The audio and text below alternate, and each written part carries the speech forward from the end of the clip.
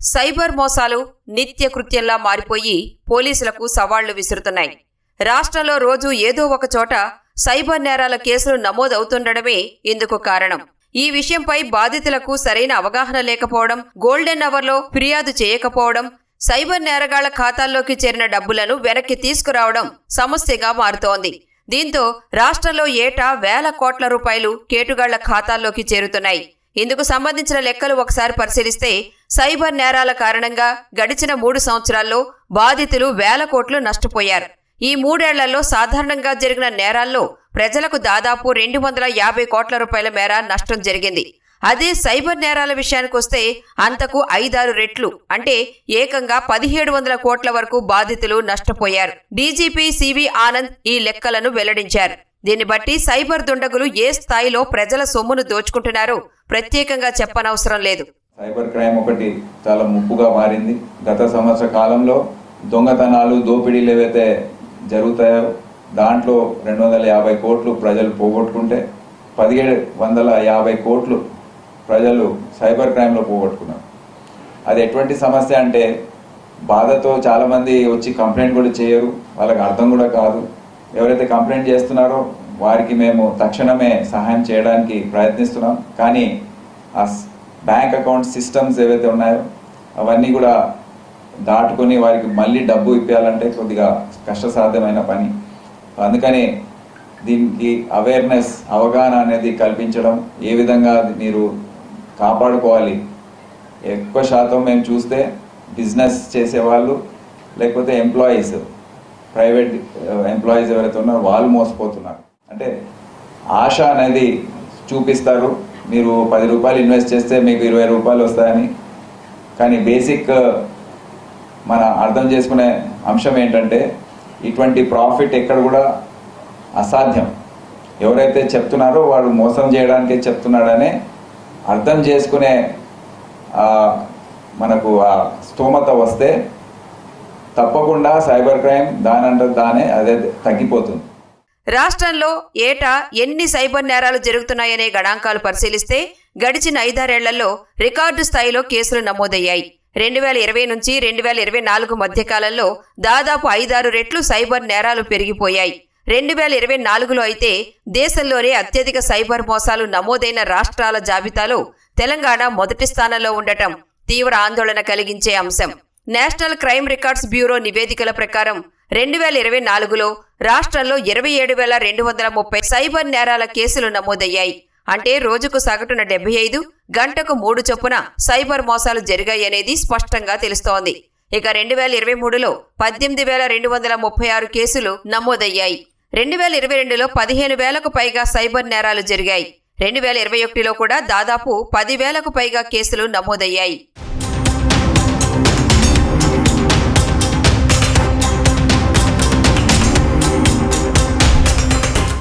Cyber నేరాలు అనేక రకాలుగా జరుగుతున్నాయి.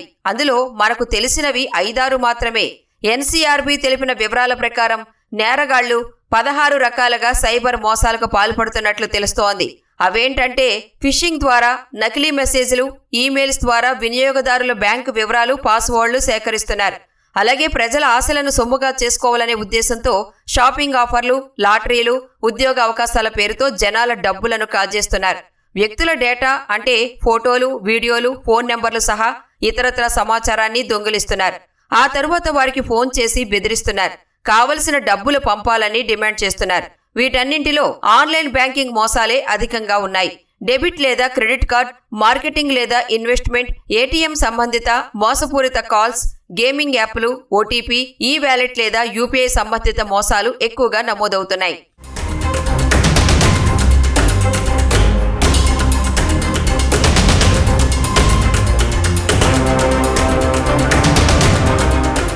సైబర్ నేరాల్లో అత్యధికంగా బాధితులుగా మారుతున్న వారిలో వృద్ధులు, మహిళలే ఉంటున్నారు. హైదరాబాద్ పోలీసులు తెలిపిన వివరాల ప్రకారం ఒక్క రాజధాని పరిధిలోనే గడిచిన 19 నెలల్లో 403 కేసుల్లో వయోవృద్ధులు 102 కోట్లు పోగొట్టుకున్నారు. ఇందులో ఓటీపీకి సంబంధించి కేసులు గరిష్టంగా 115 ఉన్నాయి. దీంట్లో 5 కోట్ల వరకు దుండగులు దోచుకున్నారు. ఇక ట్రేడింగ్ పేరుతో మోసపోయి దాదాపు 55 కోట్ల వరకు బాధితులు నష్టపోయారు. 69 డిజిటల్ అరెస్టుల ద్వారా దాదాపు 31 కోట్లు పోగొట్టుకున్నారు. వృద్ధుల్లో చాలా మంది ఉద్యోగ విరమణ చేసి ఉంటారు. వచ్చిన డబ్బులను దాచుకోవడం లేదా ఎక్కడైనా పెట్టుబడి పెడదామని ఆలోచిస్తారు. అందుకోసం గూగుల్ లేదా సోషల్ మీడియా వేదికల్లో సెర్చ్ చేస్తారు. ఇదే అదునుగా భావించిన మోసగాళ్లు పలు మార్గాల ద్వారా వారి ఖాతాలను ఖాళీ చేస్తున్నారు.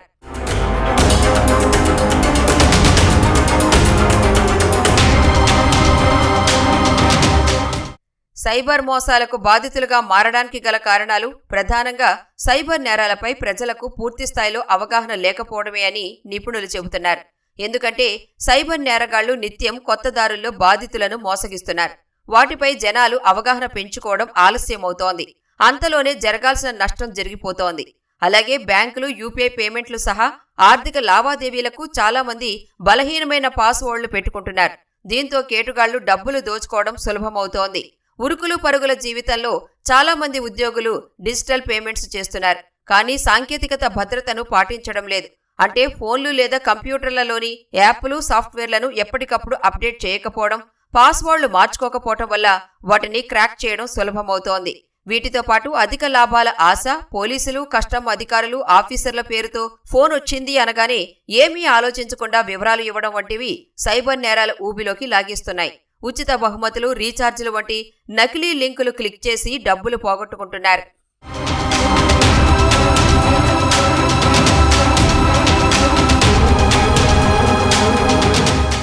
డిజిటల్ అక్షరాస్యత పెరిగినప్పుడే ఆన్లైన్ మోసాలకు అడ్డుకట్ట పడుతుందని నిపుణులు చెబుతున్నమాట. అయితే ఆన్లైన్ మోసాలపై ప్రభుత్వాలు, అధికారులు చర్యలు తీసుకుంటూనే ఉన్నారు. రిజర్వ్ బ్యాంకుతో పాటు ఇతర బ్యాంకులు సామాజిక మాధ్యమాల ద్వారా విస్తృతంగా అవగాహన కల్పిస్తున్నాయి. ATM, credit card, debit card వివరాలు ఎవరితోనూ పంచుకోకూడదని చెబుతున్నాయి. ఇందులో భాగంగా బ్యాంకింగ్ లేదా ఇతరత్ర ఆర్థిక లావాదేవీలను ఉచితంగా లభ్యమయ్యే వైఫై నెట్వర్క్ ద్వారా చేయకూడదు. బ్యాంకింగ్ సమాచారం, ఈమెయిల్స్, మొబైల్ ఫోన్లలో దాచిపెట్టుకోకూడదని చెబుతున్నాయి. కానీ ఏమాత్రం ఫలితం ఇవ్వడం లేదు. చేతులు కాలిన తర్వాత ఆకులు పట్టుకున్నట్లు ప్రజలు బాధితులుగా మారినప్పుడే వీటి గురించి పట్టించుకుంటున్నారు. కొత్త రకమైన ఇప్పుడు మోసాలు ఏం జరుగుతుందంటే, ఇప్పుడు కొత్తది కూడా కాదు యాక్చువల్లీ, ఇట్లాంటిది ఇంతకుముందు కూడా జరిగింది. మీషో, నాప్టర్ లాంటి పార్సల్స్తో మీకు గిఫ్ట్ వాచర్ వచ్చింది. అట్లాంటి ఇంతకుముందు కూడా ఒక పార్సల్ డెలివరీ స్కామ్ అని మనకు చేసేవాళ్ళు. ఇప్పుడు దాంట్లో ఇంకా కొత్తగా ఆ పార్సల్ డెలివరీ స్కామ్ గురించి చాలా వరకు తెలుసు. గిఫ్ట్ స్కామ్ అని ఇప్పుడు ఇది కొత్తగా, యాక్చువల్లీ ఇది పార్సల్ స్కామ్ కాకుండా గిఫ్ట్ స్కామ్ లాగా మనం అనుకోవచ్చు. సో దీంట్లో ఏంటంటే, మీరు ఇట్లా గిఫ్ట్ గెలిచారు, దానిలో ఒక చిన్న 5,000, 10,000 రూపీస్ అయితే స్మార్ట్ ఫోన్స్ ఉన్నాయో అట్లాంటిది ఒకటి పంపి, మీరు ఎప్పుడైతే ఆల్రెడీ దానిలో కాన్ఫిగరేషన్ చేసి ఉంటుంది, దానిలో ఒక SMS ఫార్వర్డరు, దానిలో ఒక స్క్రీన్ ఆటోమేటిక్ షేరింగ్ అప్లికేషన్ దానిలో ఆల్రెడీ బై డిఫాల్ట్ ఇన్స్టాల్ అయ్యి ఉంటాయి.